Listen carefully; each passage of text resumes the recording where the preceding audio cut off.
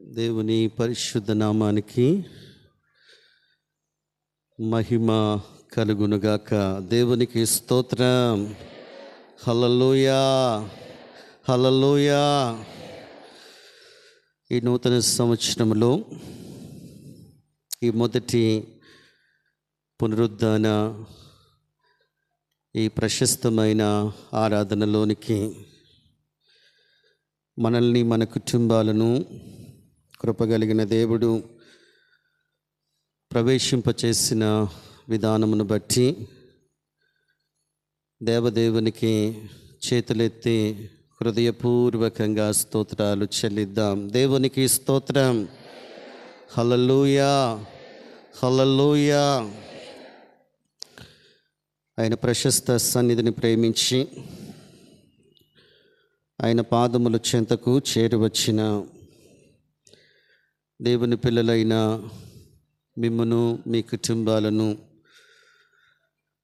సర్వ కృపానిధియగు దేవుడు తన హెచ్చైన కృపలో మెండుగా దీవించి బలపరిచి ఆశీర్వదించునుగాక. ప్రియులారా, సంఘము కొరకు, సంఘ కుటుంబాల కొరకు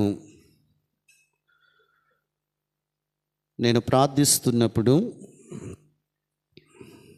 దేవుడిచ్చిన ఒక వాగ్దానాన్ని నేను మీ ముందు పెట్టి ఈ సంవత్సరము సంఘానికి, సంఘ కుటుంబాలకు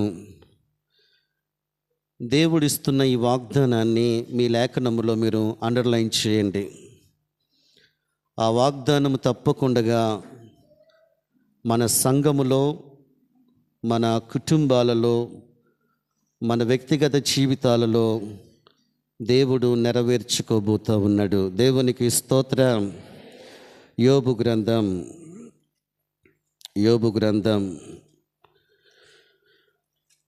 37వ అధ్యాయము 5వ వచనం. దేవుడు ఆశ్చర్యముగా ఉరుము ధ్వని చేయును, మనము గ్రహింపలేని గొప్ప కార్యములను గొప్ప కార్యములను దేవుడు మన పట్ల జరిగిస్తాడు. స్తోత్రం చెప్దామా? ఈ సంవత్సరం మన సంఘ పరిచర్యలో, మన సంఘ పొలములో, మన కుటుంబాలలో, మన వ్యక్తిగత జీవితంలో మనము గ్రహింపలేని గొప్ప కార్యములు ఆయన చేయునుగాక. ఆమెన్. ప్రియమైనటువంటి వారులారా, ఈ శ్రేష్టమైన సమయంలో 2026వ సంవత్సరం నువ్వు సమృద్ధిని అనుభవించాలి.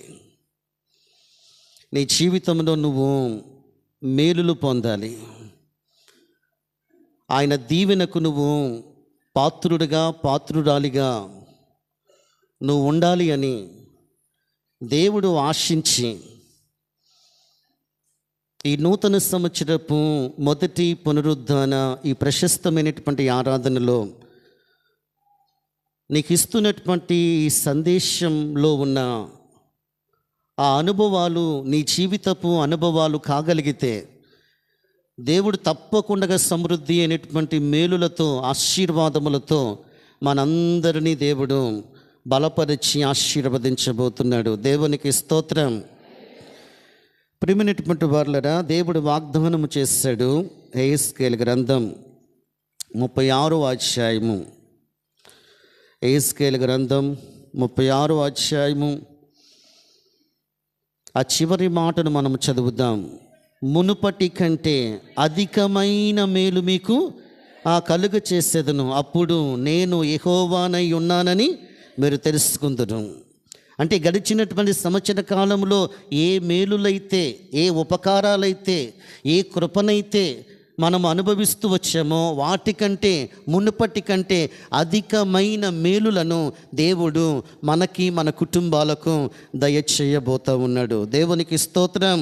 మునుపటి కంటే అధికమైనటువంటి మేలుల చేత దేవుడు మనలను తృప్తిపరచబోతున్నాడు.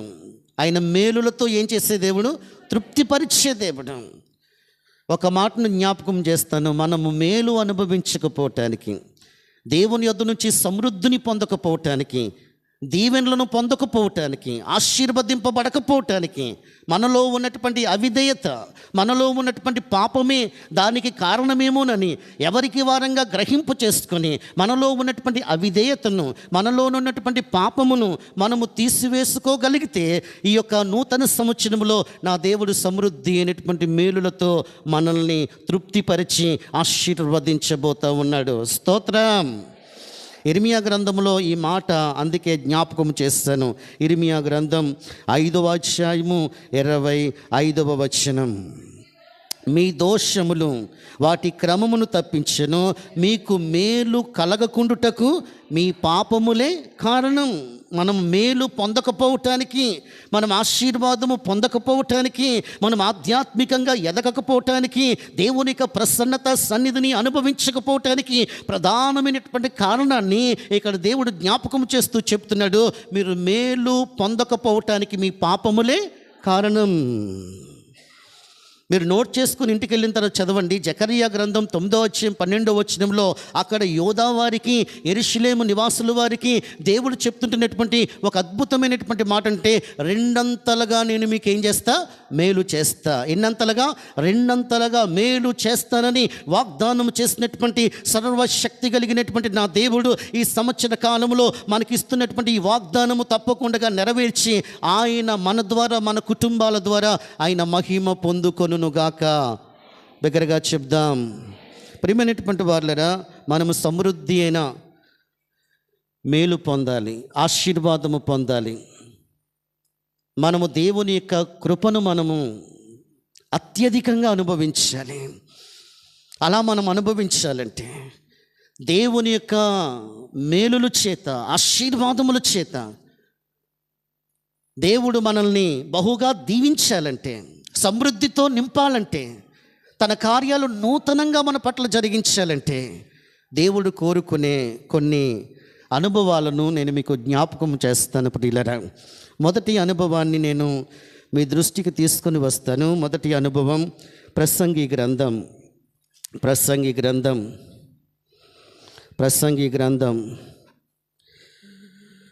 5వ అధ్యాయము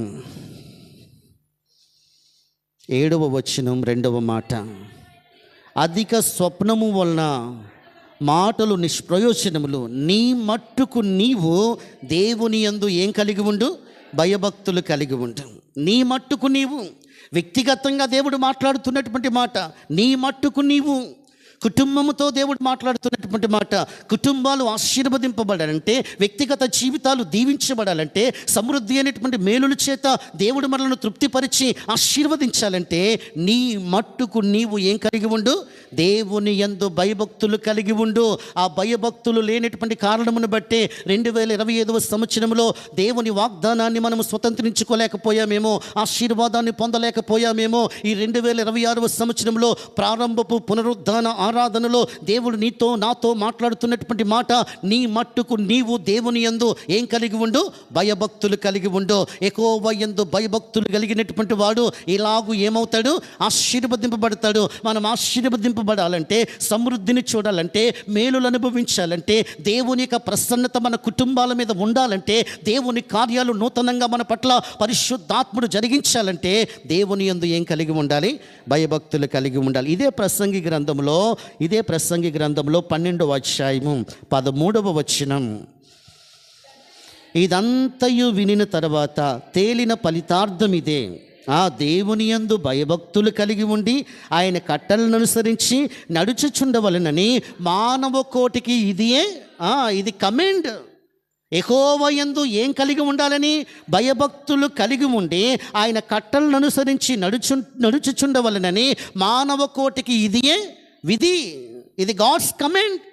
ఇది ఎప్పుడైతే మన జీవితంలోనికి నెరవేర్పులోనికి వస్తుందో దేవుడు తప్పకుండా మనల్ని ఏం చేయటం మొదలెడతాడు? ఆశీర్వదించటం మొదలెడతాడు. కానీ లోపించినటువంటి పరిస్థితి ఏంటంటే, దేవుని అందలి భయము లోపించింది.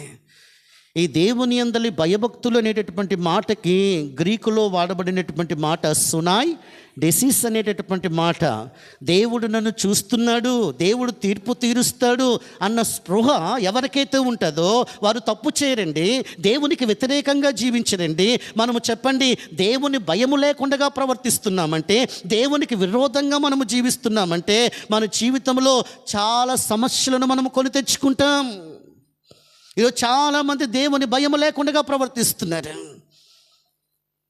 ఎలా ప్రవర్తించకూడదో అలా ప్రవర్తిస్తున్నారు, ఎలా జీవించకూడదో అలా జీవిస్తున్నారు.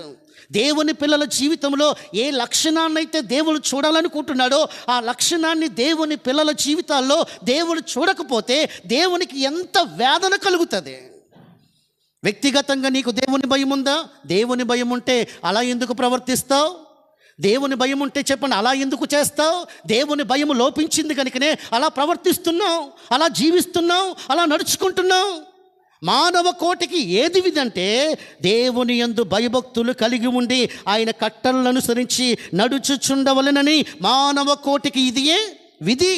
ఈ గాడ్స్ కమెంట్కి మనం ఎప్పుడైతే ఒబే అవుతామో దేవుని చిత్తానికి వ్యతిరేకంగా మనం ఏది చేయం. దేవుడు చూస్తున్నాడు, దేవుడు తీర్పు తీరుస్తాడు అన్న భయం ఉన్నటువంటి విశ్వాసివైతే మనం అలా ప్రవర్తించం ప్రియులారా. దేవుడు నన్ను ఆశీర్వదించాలనుకుంటే, నేను ఆధ్యాత్మికంగా ఎదగాలనుకుంటే, నా కుటుంబం దీవించబడాలి అని అనుకుంటే, కుటుంబానికి మనము చెప్పండి నష్టాన్ని కష్టాన్ని ఎందుకు తీసుకుని వచ్చేవారం అవుతున్నామంటే దేవునికి వ్యతిరేకంగా జీవించటం వల్లే, దేవుని భయము లేకపోవటం వల్లే. ఆ భయభక్తులు లేనటువంటి కారణమును బట్టే కుటుంబాలు ఆశీర్వదింపబడట్లేదు. కుటుంబాలలో దేవుని యొక్క వాగ్దానాలు దేవుడు నెరవేర్చలేకపోతున్నాడు. దేవుని కార్యాలు మన కుటుంబాలలో జరగాలంటే, దేవుని వాగ్దానము మన కుటుంబంలో దేవుడు నెరవేర్చాలంటే ఏం కలిగి ఉండాలి? మొట్టమొదటిగా దేవుని యందు భయభక్తులు కలిగి ఉండాలి. ఈరోజు చాలామందికి భయభక్తులు లేదండి, భయభక్తులు లేదు. చాలా వేదన అనిపిస్తూ ఉంది వాళ్ళు ప్రవర్తించే తీరును చూస్తున్నప్పుడు. వీరు దేవుని పిల్లలా లోకస్తులో తెలియట్లేదు ప్రియులరా. దేవుని భయం ఉన్నటువంటి వ్యక్తి చెప్పండి ఎక్కడున్నా ఒకేలా ఉంటాడు, పరిస్థితులను బట్టి చూనైపోడు. మనము దేవుని భయము కలిగి బ్రతకాలని దేవుడు కోరుకుంటుండగా, ఈ నూతన సంవత్సరంలో ఈ ప్రారంభపు పునరుద్ధాన ఈ ప్రశస్తమైనటువంటి ఆరాధనలో దేవునితో ఒక వడంబడిక, ఒక తీర్మానం మనము తీసుకోవాలి. ఏంటో తెలుసా? ప్రభా, నీ అందల భయభక్తుల్లో నేను ఎదగాలి ప్రభా, నీ అందల భయభక్తులు కలిగి నేను జీవించాలి ప్రభా. అప్పుడు నేను ఆధ్యాత్మికంగా ఎదుగుతానయ్యా, నా కుటుంబం దీవించబడుతుంది ప్రభా, ప్రతినిత్యము నీ సన్నిధిని నేను అనుభవించగలుగుతానయ్యా. ఆ భయభక్తులు లేనటువంటి కారణమును బట్టే నువ్వు నన్ను దర్శించలేకపోతున్నావేమో. నాకు ఆస్తులు ఉండొచ్చు, ఐశ్వర్యం ఉండొచ్చు, నాకు చెప్పండి కావలసినవన్నీ ఉండొచ్చు. భయభక్తులు లేకపోతే ఆ బిడ్డలను బట్టి దేవుడు మహిమ పొందుకోలేడు. భయభక్తులు కలిగి మనము ఉండాలని దేవుడు ఆశపడుతున్నాడు. నీకెన్నుంటాయేంటి? ఏమి లేకపోతే దేవుడు సంతోషించలేడు, భయభక్తులు లేకపోతే దేవుడు సంతోషించలేడు. 147వ కీర్తన దగ్గరికి వస్తారా? 147వ కీర్తన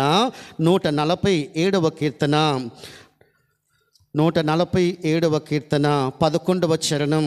తన యందు భయభక్తులు గలవారి యందు, తన కృప కొరకు కనిపెట్టుకుని వారి యందు యెహోవా ఆనందించువాడు. ఎవరి యందు ఆనందిస్తాడు? ధనమున్న వారిని బట్ట, స్థితిగతులు ఉన్నటువంటి వారిని బట్ట కాదు ప్రియమైనటువంటి వారు లేరా. వాక్యం అలా చెప్పట్లేదు. తన కృప కొరకు కనిపెట్టు వారి యందు, యెహోవా యందు భయభక్తులు గలవారి యందు యెహోవా ఏం చేయవాడు? ఆనందించువాడు. దేవుని యందు భయభక్తుల్లో మనము ఎదగాలి అని దేవుడు కోరుకుంటున్నాడు. ఈరోజు చాలామంది జీవితాలలో, మోస్ట్లీ యవన బిడ్డల జీవితాల్లో, ఈరోజు వ్యక్తిగత జీవితాల్లో, ఈరోజు కుటుంబాలకు దేవుని భయము లోపించిందండి.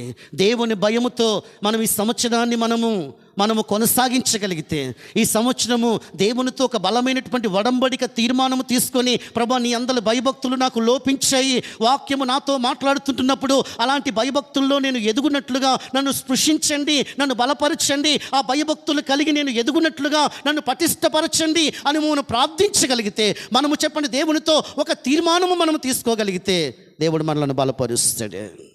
సామెతల గ్రంథం 23వ అధ్యాయము. సామెతల గ్రంథం 23వ అధ్యాయము 17వ వచనం. పాపులను చూచి నీ హృదయమందు మత్సరపడకము, నిత్యము యెహోవా యందు భయభక్తులు. ఎప్పుడు?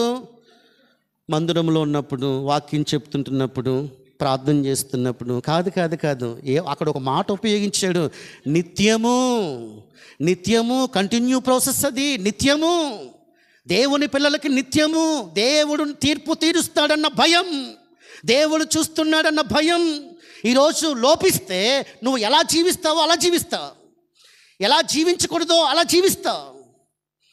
దేవుని భయభక్తులు. ఏమంటాడు? పాపులను చూచి నీ హృదయమందు మత్సరపడకము, నిత్యము యెహోవా యందు ఏం కలిగి ఉండు? భయభక్తులు కలిగి ఉండు. భయభక్తులు లోపించాయి ప్రియులరా. కొంతమందికి దేవుడు ఎంత కృప చూపిస్తున్నాడంటే శ్రద్ధగా నా మాటలు వినాలి. చిన్న మొట్టికాయలు వేస్తాడు దేవుడు. ఆ మొట్టికాయతో సరిచేద్దామని, పోనీ మొట్టికాయ వేసినా సరి చేయబడతారంటే మొట్టికాయ వేసినా కొంతమంది సరి చేయబడరు. లెంపకాయ పీకుతాడు. పోనీ లెంపకాయ పీకినా కానీ చెప్పండి మార్పు వస్తుందని చూస్తే చెప్పండి మార్పు రాదు. సరైనటువంటి దెబ్బ కొడతాడు. సరైన దెబ్బ కొట్టినా మార్పు వస్తుందంటే మార్పు రాదు. అంటే చెప్పండి, మొట్టికాయ ముట్టినా, లెంపకాయ కొట్టినా, దెబ్బ కొట్టినా ఏమి రావట్లేదు. దేన్ని బట్టి? లోపల దేవుని భయం లోపించింది. దేవుడు ఎన్ని మొట్టికాయలు వేసినా, ఎన్ని లెంపకాయలు కొట్టినా మార్పు రావట్లేదు ప్రియులరా. దేవుడు తన పిల్లల జీవితంలో కోరుకుంటుంది భయభక్తులతోనే ఆశీర్వాదం ఏం చేయబడి ఉంది? ముడిపడి ఉంది. ఆశీర్వాదము పొందాలంటే, వాగ్దానాన్ని స్వతంత్రించుకోవాలంటే మీరు ఇంటికి వెళ్ళిన తర్వాత లేఖనంలో చూడండి, మీకు ఇచ్చేటటువంటి వాగ్దానం మీద కిందన చదవండి. ఆ మధ్యలో వాగ్దానాన్ని మాత్రమే చదవకండి. ఆ మీద కండిషన్ పాటిస్తేనే వాగ్దానం నెరవేర్చబడుతుంది. నువ్వు దీర్ఘాయుష్మంతుడు అవ్వాలి అని ఉంటుంది. దీర్ఘాయుష్మంతుడు అవ్వాలంటే నీ తల్లిని, నీ తండ్రిని సన్మానించాలి. అలా చేయకుండా చెప్పండి మనము దీర్ఘాయుష్మంతులము కాలేము. వాగ్దానం మన జీవితంలో నెరవేర్పులోనికి రావాలంటే ఆ మీద మాట చదవాలి, కింద మాట చదవాలి. కేవలం వాగ్దానాన్ని మాత్రమే తీసుకోకూడదు ప్రియులరా. ఆ వాగ్దానం దేని కొరకు వ్రాయబడిందో ఆ వాగ్దానం నీ జీవితపు నెరవేర్పులోనికి రావాలి అని దేవుడు ఆశపడుతున్నాడు, కోరుకుంటున్నాడు ప్రియులరా. 31వ కీర్తన. ఇంతకీ ఈ మాటను పక్కన పడేసినట్టు నేను ప్రసంగి గ్రంథం దగ్గరికి రాండి. మీరు ప్రసంగి గ్రంథం 8వ అధ్యాయము. ఈ మొట్టికాయ లెంపకాయ దెబ్బ కోసం చెప్పలేదు కదా, ఆ మాట కోసం ఈ మాట చూపిస్తూ ఉన్నాను. ప్రసంగి గ్రంథం 8వ అధ్యాయము 11వ వచనం. దుష్క్రియలకు తగిన శిక్ష శీఘ్రముగా కలగకపోవడం చూచి మనుష్యులు భయము విడిచి హృదయపూర్వకంగా ఏమి విడిచి? భయము లేకపోవడం వల్ల. భయము విడిచి దుష్క్రియలకు తగినటువంటి శిక్ష అంటే దేవుడు మమ్మల్ని శిక్షించట్లేదు, దేవుడు మమ్మల్ని పనిష్ చేయట్లేదు. మేము ఎలా జీవించినా, ఎలా ప్రవర్తించినా, ఎలా బ్రతికినా, ఏం చేసినా నువ్వు అనుకుంటున్నావేమో. దేవుడు చూస్తున్నాడు, దేవుడు పరిశీలనగా చూస్తున్నాడు. ఆయన మనకు చెప్పండి, తలంపు పుట్టక మునిపే మన తలంపులన్నింటినీ కూడా ఆయన ఎరిగినవాడు, చూస్తున్నాడు. ఇంకా కనికరిస్తున్నప్పుడే మన స్థితిని మార్చుకోవాలి, భయభక్తుల్లో ఎదగాలి, దేవునికి మన జీవితాలని సమర్పించుకోవాలి. ప్రభా, నీకు అంగీకారయోగ్యంగా, నీకు అనుకూలంగా, నీకు ప్రీతికరంగా, నీకు మహిమకరంగా నేను బ్రతుకుతానయ్యా, భయభక్తులు కలిగి జీవిస్తానయ్యా అన్న శ్రేష్ఠ తీర్మానాన్ని దేవుని పిల్లలంగా మనము కలిగి ఉండాలనే దేవుడు అవకాశాలు ఇస్తాడు. నచ్చిన రీతిగా బ్రతకటానికి కాదు, క్రైస్తవ జీవితాన్ని దేవుడు మనకి అనుగ్రహించింది, కృప చూపిస్తుంది, కనికరిస్తుంది, ఆయుష్కాలాన్ని పొడిగిస్తుంది. భయభక్తులు కలిగి దేవుడు ఆశించే రీతిగా శ్రేష్టంగా దేవుని పిల్లలు బ్రతుకుతామని. అలా బ్రతకకుండగా శీఘ్రముగా అక్కడ ఏమన్నాడు చూడండి, ఏమన్నాడు?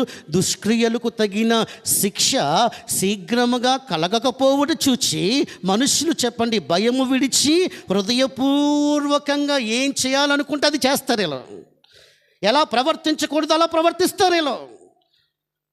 ఈ నూతన సంవత్సరపు ప్రారంభపు పునరుద్ధానపు ఈ శ్రేష్టమైనటువంటి ఆరాధనలో దేవుడు సూటిగా నీతో నాతో మాట్లాడుతున్నటువంటి మాట, దేవుని భయము కలిగి జీవిస్తున్న విశ్వాసివేనా, విశ్వాసురాలువేనా, కుటుంబాలకు దేవుని భయము ఉందా అన్న ప్రశ్న దేవుడు మనకి వేస్తుంటుండగా దేవుని ముందు మనము స్వపరీక్ష చేసుకోవాలి. దేవుని భయము కలిగి మనము బ్రతకాలి అని, జీవించాలని దేవుడు ఆశపడుతున్నాడు. 36వ కీర్తన 36వ కీర్తన, ఈ మాట కూడా భయము లేని వాళ్ళ కోసమే. 36వ కీర్తన మొదటి చరణం ఏంటమ్మా? భక్తిహీనుల హృదయములలో అతిక్రమము దేవోక్తి వలె పలుకుచున్నది. ఏంటమ్మా? వారి హృదయములలో దేవునిని గూర్చిన భయము ఉండదు వీళ్ళకే. వీళ్ళు చెప్పండి ఏం కలిగినటువంటి వాళ్ళు కాదు? భయభక్తులు కలిగినటువంటి వారు కాదండి. భక్తిహీనుల హృదయములలో దేవునిని గూర్చినటువంటి భయం బొత్తిగా ఉండదు. ఎంతకీ నువ్వు భక్తిపరుడువా భక్తిహీనుడువా? భక్తిహీనుడు తన భక్తిహీనత చేతన ఏమైపోతాడు? పడిపోతాడు. జాగ్రత్త. భయభక్తుల్లో ఎదగాలి. భయభక్తులు కలిగి ఉంటే మేలులు పొందుతావు. భయభక్తులు కలిగి ఉంటే వాగ్దానాన్ని స్వతంత్రించుకుంటావు. భయభక్తులు కలిగి ఉంటే సమృద్ధితో దేవుడు నిన్ను నింపుతాడు. భయభక్తులు కలిగి ఉంటే ప్రతిదినము దేవుని సన్నిధిని అనుభవిస్తావు. భయభక్తులు కలిగి ఉంటే నిన్ను బట్టి నీ కుటుంబాన్ని నా దేవుడు హెచ్చించబోతూ ఉన్నాడు. దేవునికి స్తోత్రం. 31వ కీర్తన 19వ చరణం. నీ యందు భయభక్తులు గలవారి నిమిత్తం నీవు దాచి ఉంచినటువంటి మేలు ఎవరి నిమిత్తం? నీ యందు భయభక్తులు గలవారి నిమిత్తం. ఎవరైతే దేవుని యందు భయభక్తులు కలిగి ఉంటారో వారి కొరకు దేవుడు ఏం దాచి ఉంచాడంట? మేలులు దాచి ఉంచాడు, ఆశీర్వాదములు దాచి ఉంచాడు. ఆశీర్వాదాలన్నీ కూడా మనము స్వతంత్రించుకోవాలంటే, పొందుకోవాలంటే దేవుడు చెప్తున్నాడు, దేవుని యందు ఏం కలిగి ఉండాలి? భయభక్తులు కలిగి ఉండాలి. 34వ కీర్తన 9వ చరణం కూడా మనం చదివి ముందుకు వెళ్ళిపోదాం. యెహోవా భక్తులారా, ఆయన యందు భయభక్తులు ఉంచుడి. ఆయన యందు భయభక్తులు ఉంచువానికి ఏమీ ఉండదు. ఏం కలిగిన వారికి? భయభక్తులు కలిగినటువంటి వారికి నా దేవుడు నీకు కొదువు అనేది ఉండనివ్వడు, కొరత అనేది ఉండనివ్వడు. సమృద్ధినిస్తాడు, మేలులతో తృప్తిపరుస్తాడు, వాగ్దానాన్ని స్థిరపరుస్తాడు, అద్భుతమైనటువంటి రీతిలో తన కార్యాలు జరిగిస్తాడు. మనము గ్రహింపలేని గొప్ప కార్యాలు దేవుడి సంవత్సరము జరిగించాలంటే ఆయన యందు మనము ఏమి కలిగి ఉండాలి? భయభక్తులు కలిగి ఉండాలి. దేవునికి స్తోత్రం. రెండో విషయాన్ని జ్ఞాపకం చేస్తాను. రెండో విషయం ఏంటో తెలుసా? దేవుని మీద మనము సంపూర్ణంగా ఆనుకోవాలి, ఆధారపడాలి.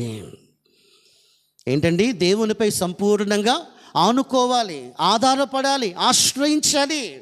ఒకటి చెప్పండి, సమృద్ధి అయిన మేలులను, ఆశీర్వాదములను ఈ సంవత్సరం మన జీవితాలలో, మన కుటుంబాలలో మనం అనుభవించాలంటే దేవుని యందు భయభక్తులు కలిగి మనము జీవించాలి. రెండవది, దేవునిపై ఆధారపడాలి, ఆయననే ఏం చేయాలి? ఆశ్రయించాలి.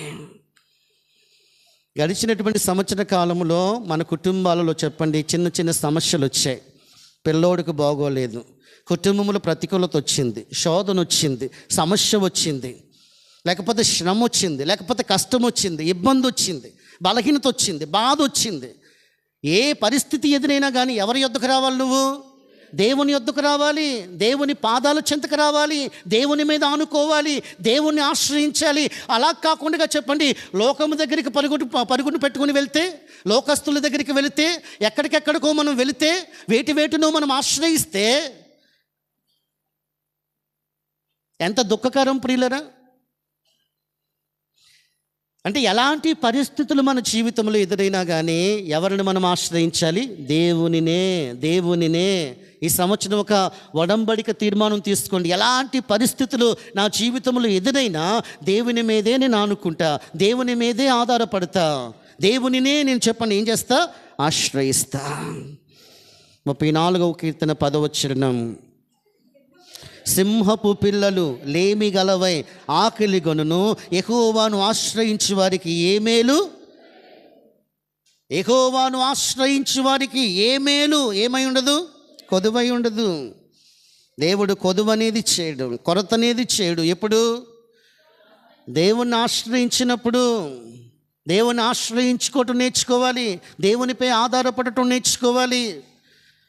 ఇంట్లో ప్రార్థనా పరులు ఉంటారండి, విశ్వాసం కలిగినటువంటి వాళ్ళు ఉంటారండి, వాక్యం తెలిసినటువంటి వాళ్ళు ఉంటారండి. క్రమం తప్పకుండా బుధవారం, శుక్రవారం, ఆదివారం బయట చెప్పండి ఉజ్జీవ కూడికలకి, ఉపవాస కూడికలకి, టీవీల్లో వర్తమానాలు విన్నటువంటి వాళ్ళే. కానీ చెప్పండి కష్టం వచ్చినప్పుడు, బాధ వచ్చినప్పుడు, సమస్య వచ్చినప్పుడు, శోధన వచ్చినప్పుడు, బలహీనత కలిగినప్పుడు దేవునిపై ఆధారపడాల్సినటువంటి పిల్లలు సహితం చెప్పండి లోక సంబంధితమైనటువంటి వాటి యొద్దకు పరుగులు పెట్టి వెళ్ళటం అది చెప్పండి వాక్యానుసారం కాదు. ఎందుకు ఈ మాట చెప్తున్నానంటే, ఎలాంటి పరిస్థితులు మనకు ఎదురైనా కానీ దేవుని మీదనే ఆశ్రయించాలి.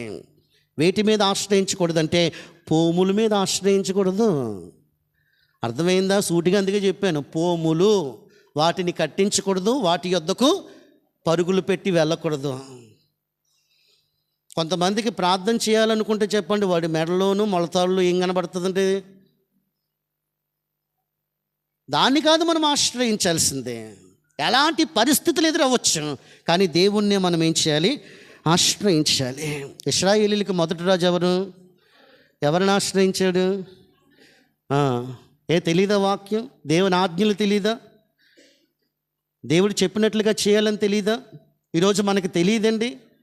మనకు ఎంత కష్టం వచ్చినా దేవుని ఆశ్రయించాలని మనకు తెలియదండి. శ్రమలు వస్తాయి, దేవుని ఆశ్రయించాలని మనకు తెలియదండి. కానీ చెప్పండి, ఎవరో చెప్పారు, కష్టం వచ్చేస్తుంది బాబోయ్, కష్టం వచ్చేస్తుంది, బాధ వచ్చేస్తుంది బాబోయ్, బాధ వచ్చేస్తుంది. మనుషులు చెప్పండి రకరకాలుగా నిన్ను ప్రేరేపించినప్పుడు, పురికొల్పినప్పుడు, నీ యొక్క చెప్పండి మనసును కలవరపరిచినప్పుడు ఎక్కడికెక్కడికో పరుగులు తీకు. దేవుని పాదాల చింతకు రాగలిగితే, దేవునిపై నువ్వు ఆనుకోగలిగితే, దేవుని ఆశ్రయించగలిగితే, నీ సమస్యలు నా దేవుడు పటాపంచలు చేయబోతూ ఉన్నాడు. దేవునికి స్తోత్రం. దేవుని ఆశ్రయించడం నేర్చుకో, దేవునిపై ఆధారపడటం నేర్చుకో. సేవకుని ద్వారా సూటిగా దేవుడు చెప్తున్నటువంటి మాట, వేటినో ఇప్పటి వరకు చేస్తూ వచ్చామేమో, ఎప్పటికైనా చెప్పండి పశ్చాత్తాప్తులమై దేవుని ఎదుట విరిగి నలిగిన ఒక శ్రేష్టమైనటువంటి అనుభవం కలిగినటువంటి వాళ్ళమే. అలా చేశాం ప్రభు, మమ్మల్ని మన్నించు అని చెప్పండి. దేవునితో మనము కన్ఫెస్ అయ్యి దేవునితో ఎప్పటికైనా సరి అయినటువంటి దృక్పథంలోనికి రాగలిగితే, సరి అయినటువంటి నిర్ణయంలోనికి మనం రాగలిగితే, దేవుడు మన పట్ల తన కార్యాలు ఆయన జరిగించుకోబోతున్నాడు. ఇంతకీ సౌలుకి ఏం జరిగిందో తెలుసా? సమూయేలు మొదటి గ్రంథం. సమస్యలను కొని తెచ్చుకోవద్దు ప్రియులరా. దేవునిపై ఆధారపడకపోతే మనమే సమస్యలను కొని తెచ్చుకుంటాం. సమూయేలు మొదటి గ్రంథం 31వ అధ్యాయము 6వ వచనం. ఇలాగున సౌలును అతని 3 కుమారులను అతని ఆయుధములు మోయువాడును అతని వారందరినూ ఒకే దినమునని కర్ణపిశాచం కలిగినటువంటి సోది చెప్పేటటువంటి స్త్రీ దగ్గరికి వెళ్తాడండి. దేవుని చేత అభిషేకింపబడినటువంటి ఇశ్రాయేలీయులకు మొదటి రాజు అయినటువంటి సౌలు, దేవుని చేత నాజీరు చేయబడి రక్షింపబడినటువంటి దేవుని పిల్లలమైనటువంటి మనకి అలాంటి లోక సంబంధితమైనటువంటి వాటి దగ్గరికి మనకి పనండి.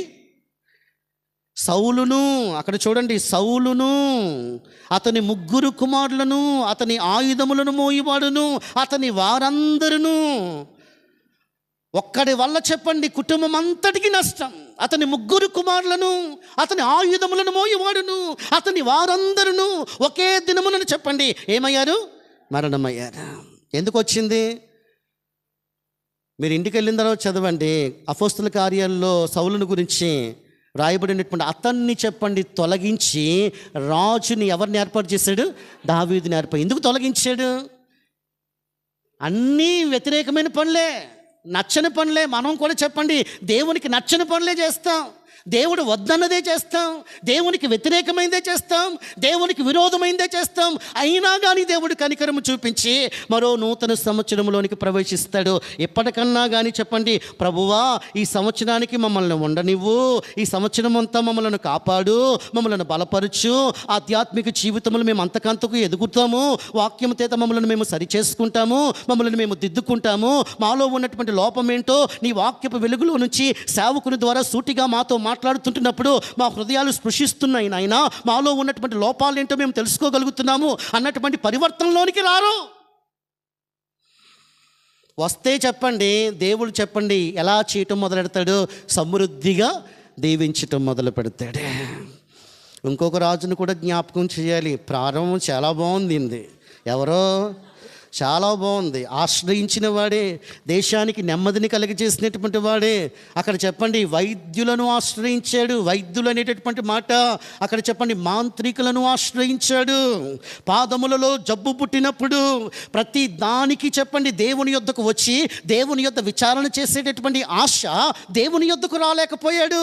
ఎందుకోసమంటే మనస్సాక్షి గద్దించింది.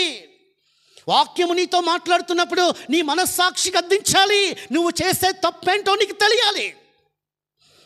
లోతైన పశ్చాత్తాపంలోనికి రావాలి. నువ్వు దేవుని ఆశ్రయించే శ్రేష్ఠ స్థితిలోనికి రావాలి. ప్రభువా, మేము చేసింది తప్పునైనా ఇక నుంచైనా మిమ్మల్ని ఏం చేస్తాం? ఆశ్రయిస్తామయ్యా, ఆనుకుంటామయ్యా, ఆధారపడతామయ్యా, మమ్మల్ని మన్నించయ్యా అని చెప్పండి. దేవుని యొద్దకు రావాల్సినటువంటి ఆశ దేవుని యొద్ద చెప్పండి ఏం చేయలేకపోయాడు? విచారణ చేయలేకపోయాడు. పాదములలో జబ్బు పుట్టి 41వ ఏట చచ్చిపోవటానికైనా సిద్ధపడ్డాడు, కానీ దేవుని యొద్దకు రాలేని స్థితి, దేవుణ్ణి ఆశ్రయించలేని స్థితి, దేవుణ్ణి మొర్రపెట్టలేని స్థితి ఆశ కలిగి ఉన్నాడు. దేవుణ్ణి ఆశ్రయిస్తే మన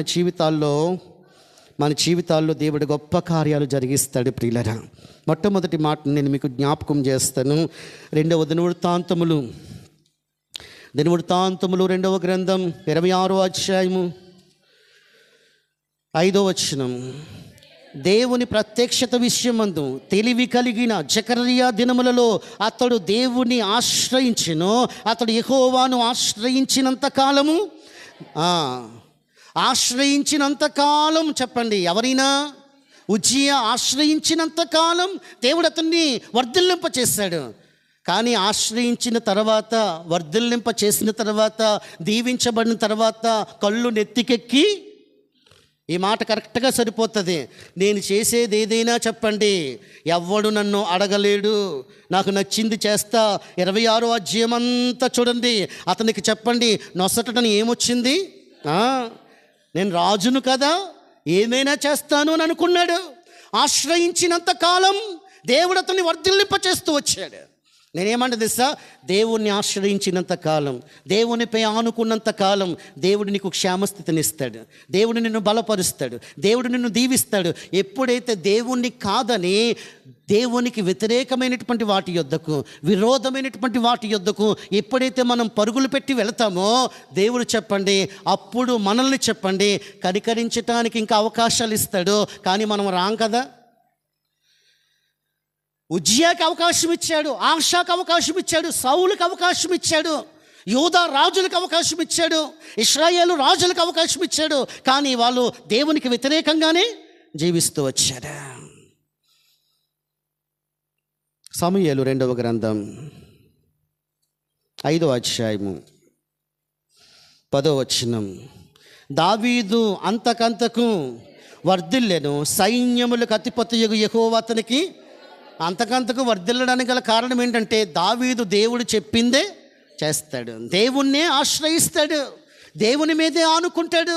ఎలాంటి పరిస్థితులు దావీదు జీవితంలో ఎదురైనా ఈ 2026 సంవత్సరం మొదటి పునరుద్ధాన ఈ శ్రేష్టమైనటువంటి ఆరాధనలో దేవుడు నీతో నాతో మాట్లాడుతున్నటువంటి మాట, నీ జీవితంలో ఎలాంటి పరిస్థితులు ఎదురైనప్పటికీ కూడా ఎవరిని ఆశ్రయించు?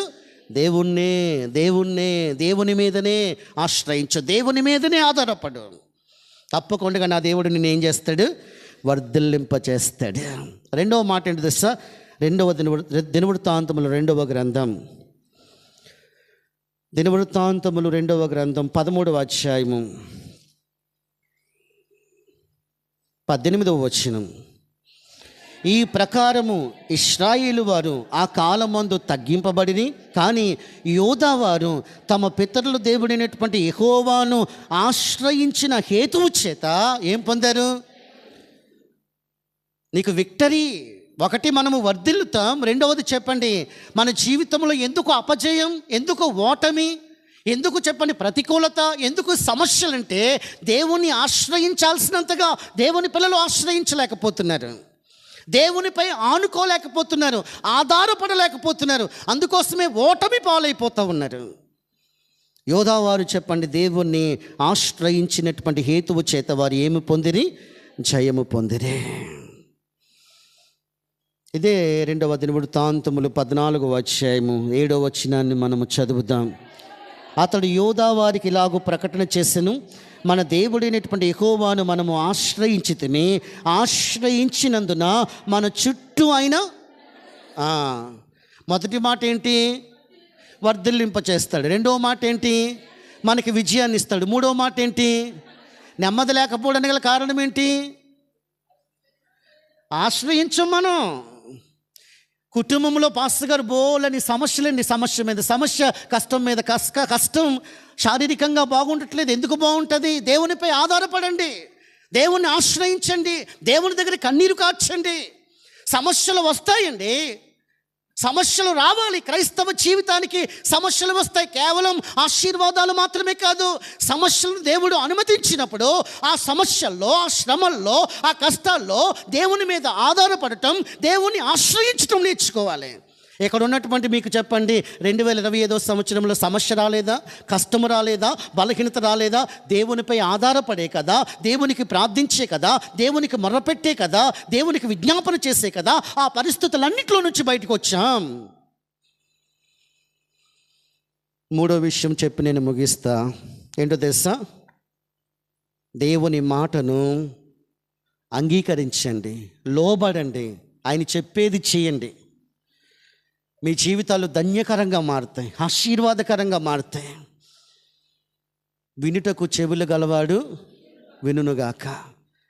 ఆదికాండం ప్రారంభం నుంచి ప్రకటన గ్రంథం ముగింపు వరకు దేవుడు మాట్లాడుతూనే ఉన్నాడు. తన పిల్లలు చెప్పండి, ఆ మాటలకు ఏమవుతూ రావాలని?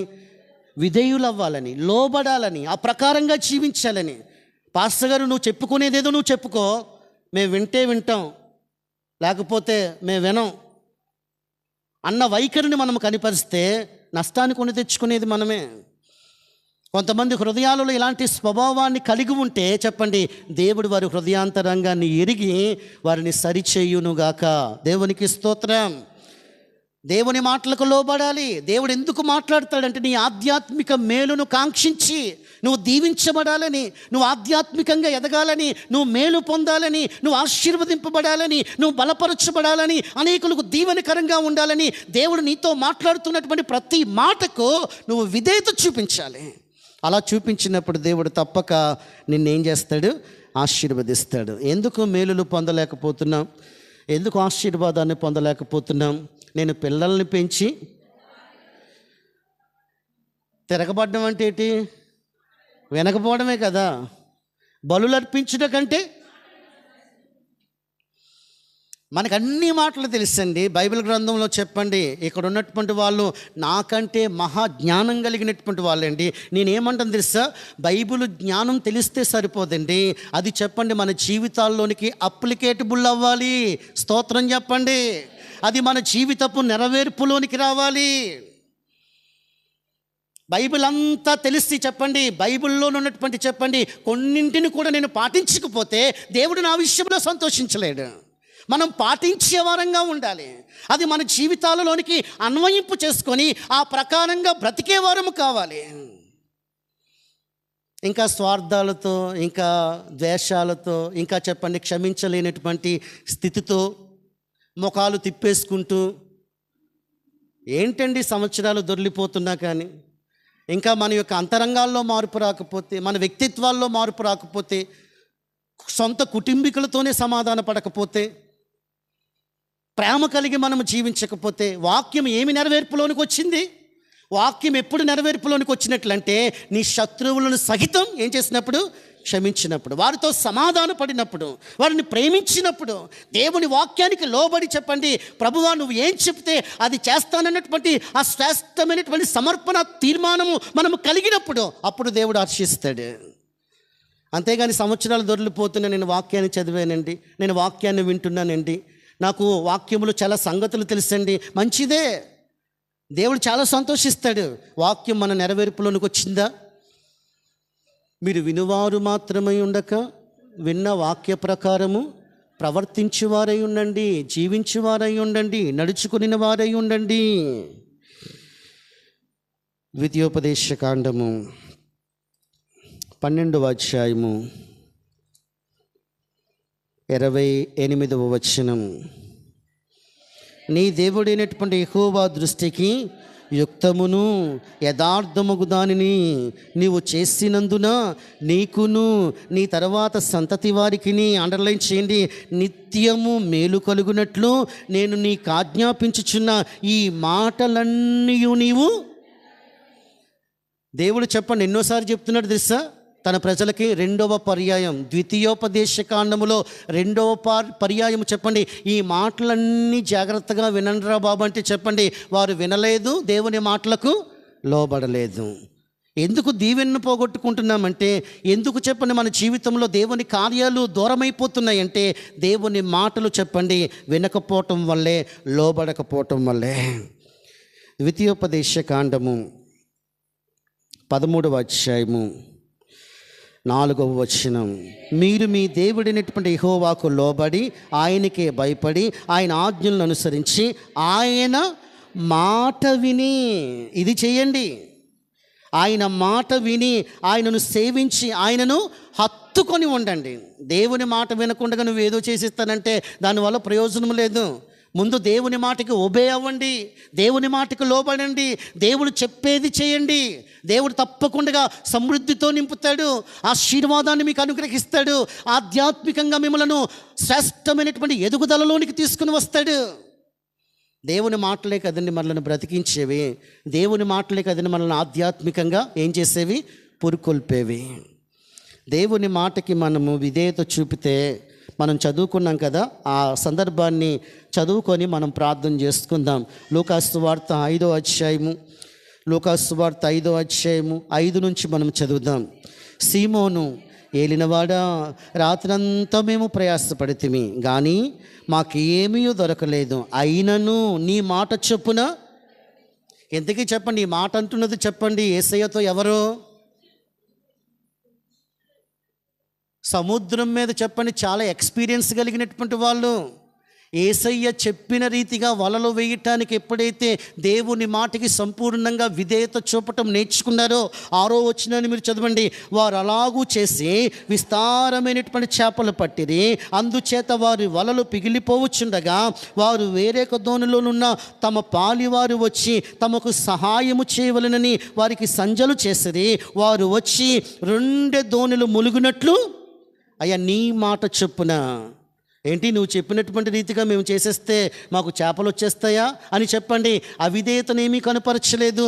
దేవుని మాటకి సంపూర్ణంగా విధేయత చూపినటువంటి కారణమును బట్టి 2 దోణెలు మునుగునట్లుగా దేవుడు వారికి విస్తారమైనటువంటి చేపల్ని వారికి అనుగ్రహించాడు. నేనేమన్నా తెలుసా, దేవుడు అట్టి సమృద్ధిని నీకు ఇవ్వాలంటే దేవుడు నీతో మాట్లాడుతున్నటువంటి ప్రతి మాటకి సంపూర్ణంగా ఏం చూపుతూరా, విధేయత చూపుతూరా, లోబడుతూరా. ప్రభువా, నువ్వు నాతో మాట్లాడుతున్నటువంటి ప్రతి మాటకి లోబడటం నాకు నేర్పించు, విధేయత చూపటం నాకు నేర్పించు, ఆ ప్రకారంగా నేను జీవించినట్లుగా నన్ను సిద్ధపరచు అన్న స్థితిని, వైఖరిని మనము కనపరిస్తే దేవుడు తప్పకుండా తన సమృద్ధితో, మేలులతో, ఆశీర్వాదములతో మనల్ని, మన కుటుంబాలని దేవుడు దీవించబోతున్నాడు. దేవునికి స్తోత్రం. అట్టి కృప పరిశుద్ధాత్మ దేవుడు మనందరికీ దయచేసి బలపరిచి ఆశీర్వదించి నడిపించునుగా. ఆమేన్.